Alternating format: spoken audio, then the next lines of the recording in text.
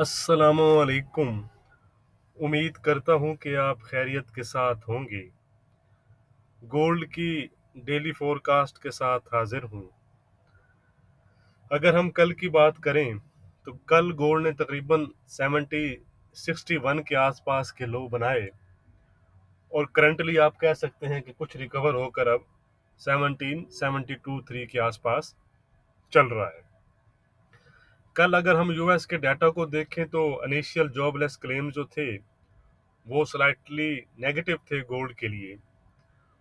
उसके बाद आपको पता है कि कल 4 से 5 फेड मेंबरान के कमेंट्स हमारे सामने आए, तो तकरीबन सबकी जो टोन थी वो हमें हाकिशी नजर आई। सब ने ही बढ़ती हुई इन्फ्लेशन पर कंसर्न जाहिर किए और टेपरिंग को फास्ट करने का कहा।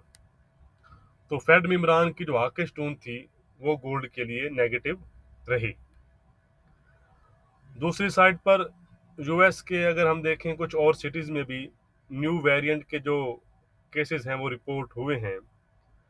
तो जैसे कल भी हमारी ये बात हुई थी कि ये एक पॉजिटिव चीज़ है गोल्ड के लिए, लेकिन अभी तक हमें इसका कोई ख़ास पॉजिटिव इम्पैक्ट यानी कि गोल्ड पर नज़र नहीं आया। क्यों? कि मेन जो चीज़ है फंडामेंटली गोल्ड के लिए वो मॉनेटरी पॉलिसी है, और यहाँ मॉनेटरी पॉलिसी से मुराद यूएस के सेंट्रल बैंक की मॉनेटरी पॉलिसी की बात हो रही है। तो यूएस की जो सेंट्रल बैंक की हाकिश टून है वो गोल्ड के लिए आप कह सकते हैं कि मेन जो नेगेटिव आंसर है। तो चलें जी, हम आज की बात करते हैं। तो जैसा कि आज आपको पता है कि आज मार्केट के लिए बहुत ही इम्पोर्टेंट डे है। नॉन फॉर्म पेरोल्स नंबर्स हैं और बाकी भी बहुत से इम्पोर्टेंट डाटा हैं जो हम कैलेंडर पर चार्ट देखते हैं, और उसके बाद उस पर उसका क्या इम्पैक्ट होगा मार्केट पर उसको हम फिर डिटेल से डिस्कस करेंगे। अगर हम आज डाटा वाइज देखें तो सबसे पहले मेन इवेंट जो है वो ईसीबी की प्रेसिडेंट है उनकी स्पीक है। उसके बाद अगर हम डाटा वाइज देखें तो शाम 6:30 पर यूएस की साइड पर एवरेज ऑर्ली अर्निंग्स हैं, जिनकी फोरकास्ट इस दफ़ा भी 0.4% है और प्रीवियस भी ये 0.4% आए थे। इसके साथ साथ नॉन फॉर्म पेरोल्स नंबर्स हैं जिनकी फोरकास्ट इस दफ़ा 553 के है, जबकि प्रीवियस ये 531 के आए थे। इसके साथ साथ अनएम्प्लॉयमेंट रेट है जिसकी फोरकास्ट इस दफ़ा 4.5% है और प्रीवियस ये 4.6% नंबर आए थे। इसके साथ साथ यूएस के आईएसएम सर्विसेज पीएमआई भी हैं जो लास्ट टाइम 66.7 आए थे और इस दफ़ा 64.9 की फोरकास्ट है, और उसके साथ फैक्ट्री ऑर्डर्स भी हमारे सामने आएंगे।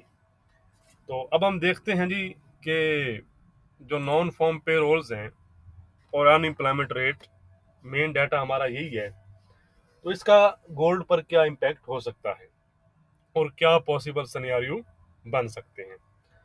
नंबर वन, अगर डाटा पॉजिटिव आता है, पॉजिटिव मीन के नॉन फॉर्म पे रोल्स फोरकास्ट से अबव आते हैं और प्रीवियस से भी अबव आते हैं, और दूसरी साइड पर अनएम्प्लॉयमेंट रेट फोरकास्ट से बिलो आता है और प्रीवियस नंबर से भी बिलो आता है, तो इसको हम कंसीडर करेंगे पॉजिटिव डाटा।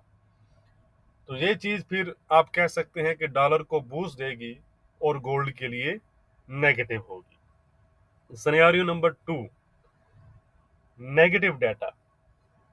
अगर नॉन फॉर्म पे रोल्स फोरकास्ट से बिलो आते हैं और प्रीवियस यानी कि 531 के से भी बिलो आते हैं, एक ये नेगेटिव हो गया, और उसके साथ अनएम्प्लॉयमेंट रेट जो है वो फोरकास्ट से अबव आता है यानी कि 4.5 है और प्रीवियस 4.6 है, तो ये 4.7 4.8 आ जाता है। ठीक है, तो इस डाटा को हम कंसीडर करेंगे नेगेटिव डाटा। तो ये चीज़ फिर गोल्ड के लिए पॉजिटिव होगी और डॉलर के लिए negative. Number three, mix data. Mix data mean के फॉर एग्जांपल कि नॉन फॉर्म पेरोल्स फोरकास्ट से अबव आते हैं और उसके साथ साथ अनएम्प्लॉयमेंट रेट भी फोरकास्ट से अबव आ जाते हैं, प्रीवियस से अबव आ जाते हैं। ठीक हो गया। दूसरी साइड पर अगर नॉन फॉर्म पेरोल फोरकास्ट से बिलो आते हैं और प्रीवियस से भी बिलो आते हैं, लेकिन उसके साथ अनएम्प्लॉयमेंट रेट भी फोरकास्ट से बिलो आ जाता है, तो ये चीज़ फिर आप कह सकते हैं कि फोरकास्ट से अबव यानी कि अपर साइड पर आ जाता है, 4.7 साइड पर। तो ये फिर मिक्स डाटा होगा, यानी कि एक चीज़ नेगेटिव और एक चीज़ पॉजिटिव। तो मिक्स डाटा की सूरत में हमें मार्केट का जो रिएक्शन है वो भी मिक्स नज़र आ सकता है। तो याद रहे नंबर 4 ये है कि याद रहे कि हम ये बात कर रहे हैं कि अमूमन ऐसा होता है, ठीक है। डाटा के बाद यानी कि पॉजिटिव आए और नेगेटिव आए तो ऐसे सिनेरियो बन सकते हैं और अक्सर ऐसा होता है, लेकिन ज़रूरी ही नहीं कि ऐसा ही हो। कभी जो मार्केट है वो ऑपोजिट डायरेक्शन में भी चली जाती है, जिस तरह लास्ट टाइम अगर आपको याद हो तो। इसलिए बेहतर यही है कि मार्केट की डायरेक्शन को देखकर एंट्री ली जाए। दूसरी बात, बहुत इंपॉर्टेंट डाटा है, मार्केट काफ़ी ज़्यादा वोलेटाइल हो सकती है, तो इसलिए बेहतर है कि डाटा से पहले ही आप मार्केट से निकल जाएं। अगर आप डाटा के टाइम पर ट्रेड करना चाहते हैं तो अपनी मनी मैनेजमेंट के लिहाज से एक स्ट्रिक्ट स्टॉप लॉस लगाएं। क्यों? कि अगर आप समझते हैं ये चीज़ कि आज अच्छे प्रॉफिट लिया जा सकता है मार्केट से, अच्छे प्रॉफिट का डे है, तो उसके साथ साथ आपने ये भी ज़हन में रखना है कि अगर स्टॉप लॉस ना हुआ तो अच्छे लॉस का भी डे है। तो इसलिए आपने इस चीज़ का बहुत ख्याल रखना है। तो चलें जी, हम चलते हैं चार्ट पर और टेक्निकली देख लेते हैं कि क्या सूरत हाल है। ये है गोल्ड का डेली चार्ट। अगर हम देखें तो पहले इसने हमारी इस सपोर्ट लाइन को ब्रेक किया, और अगर हम कल की कैंडल देखें तो कल की कैंडल ने हमारी दूसरी सपोर्ट लाइन का भी ब्रेक कर चुका है। यानी कि कल भी हमारा जो डेली चार्ट पर था वो गोल्ड बीरिश हमें नज़र आ रहा था, तो अभी भी हमें गोल्ड दोबारा से बीरिश ही नज़र आ रहा है, क्योंकि इसने हमारी दूसरी सपोर्ट लाइन का भी ब्रेकआउट कर दिया है। तो इसलिए लेवल्स क्या रहेंगे वो हम आगे चलकर देखते हैं। अपर साइड पर जब तक दोबारा इस जोन में नहीं आता, तो आप ज़रा डेली में अगर आप करते हैं ट्रेड, तो ये चीज़ हम कल वीकली वीडियो में डिटेल से डिस्कस करेंगे, फिर आप कुछ बाय के लिए अपर साइड पर जा सकते हैं। बहरहाल अभी तक डेली चार्ट पर गोल्ड एक बीरिश पिक्चर पेश कर रहा है। इसी चीज़ को हम H4 में लेकर जाते हैं जी। ये लें जी, ये H4 पर भी आपको क्लियर ब्रेकआउट उसने दिया, फिर उसने एग्जैक्टली अगर आप देखें, मैं और क्लोज करता हूँ, ठीक है जी, फिर उसने एग्जैक्टली उसका टेस्ट किया और फिर दोबारा से डाउन, ठीक है जी। अब दोबारा इसको आप कह सकते हैं कि ओवरकम करने की ट्राई कर रहा है। अगर इसको ब्रेक करता है, support become resistance trend line को, तो आप दोबारा से कह सकते हैं कि गोल्ड फिर अपनी इस अपर ट्रेंड लाइन या इस एरिया को जाकर टेस्ट कर सकता है। तो अब हमारे लेवल क्या रहेंगे, मेन लेवल जो हैं वो मैं आज आपको बता दूं, क्योंकि बहुत इंपॉर्टेंट डे है। तो डाउन साइड पर जो हमारे मेन लेवल हैं, मैं छोटे लेवल भी लिखूंगा डिस्क्रिप्शन में, लेकिन उससे पहले मेन लेवल भी आपको बता रहा हूँ।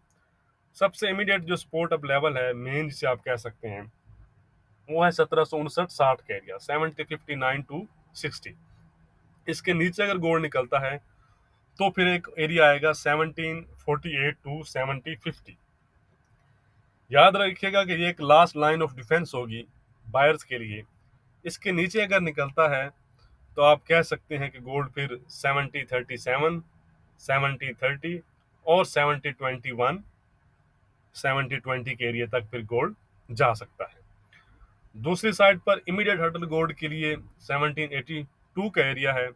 इसके ऊपर अगर निकलता है तो आप कह सकते हैं कि कुछ जो बीरिश प्रेशर है वो नेगेट होगा या कम होगा, और उसके बाद फाइनली फिर गोल्ड 1792, जो हमारी पिछले 2-3 दिन से रेजिस्टेंस चल रही है अगर आपको याद हो, तो ये एक फिर क्रिटिकल एरिया होगा गोल्ड के लिए बहुत। यानी कि यहाँ पर अगर आप देखेंगे डेली चार्ट पर, तो 50 डे, 100 और 200 डे की SMA बिल्कुल सेम इसी लेवल के आसपास हैं। इसके ऊपर अगर निकलेगा 1792 के ऊपर, तो आप कह सकते हैं कि फिर बायर्स उसमें कुछ एंट्री कर सकते हैं मेन, और फिर 1800, 18 18 10-12 का एरिया है, आपको याद होगा, बड़ा अच्छा एरिया है। उसके ऊपर फिर गोल्ड 1822 और 1830-34 तक जा सकता है। ये है मेन लेवल इसकी। तो आज हमारी क्या रेजिस्टेंस और क्या सपोर्ट रहेगी वो हम देख लेते हैं। याद रहे कि ये जो लेवल्स रहेंगे आज हमारे, ये नॉन फॉर्म पे रोल से पहले तक की हैं, क्योंकि उसके बाद मार्केट किसी सिमत में भी बड़ी तेजी से ऊपर नीचे हो सकती है। तो लेवल जो होंगे वो फिर मैं आपको टेलीग्राम पर अपडेट कर दूंगा। टेलीग्राम का लिंक डिस्क्रिप्शन में है, आप ज्वाइन कर सकते हैं। तो आज जो हमारी रेजिस्टेंस रहेगी वो रहेगी 1782, 1782।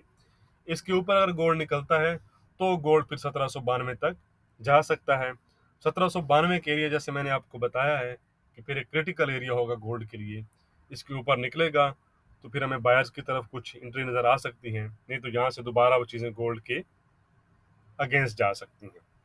दूसरी साइड पर सपोर्ट में हमारी कोई चेंजिंग नहीं है। पिछले कुछ 2-3 दिनों से हमारा सपोर्ट एरिया चल रहा है 1759 से 60 का, यानी कि वो 70-59 पॉइंट कुछ सम सेंट बनता है। तो आप इसको कंक्लूड कर सकते हैं कि 70-59-60 का एरिया है हमारा सपोर्ट एरिया। इसके नीचे अगर गोल्ड निकलता है तो गोल्ड 1750 का एरिया जो मैंने बताया है, इसके नीचे फिर गोल्ड 1720 तक जा सकता है। बाकी वीडियो को लाइक करना मत भूलिएगा, डिस्क्रिप्शन में तमाम लेवल लिखे हुए हैं। बाकी अगर कुछ लेवल अपडेट हुए तो वो मैं आपके साथ शेयर कर दूंगा टेलीग्राम पर। ठीक हो गया जी, शुक्रिया।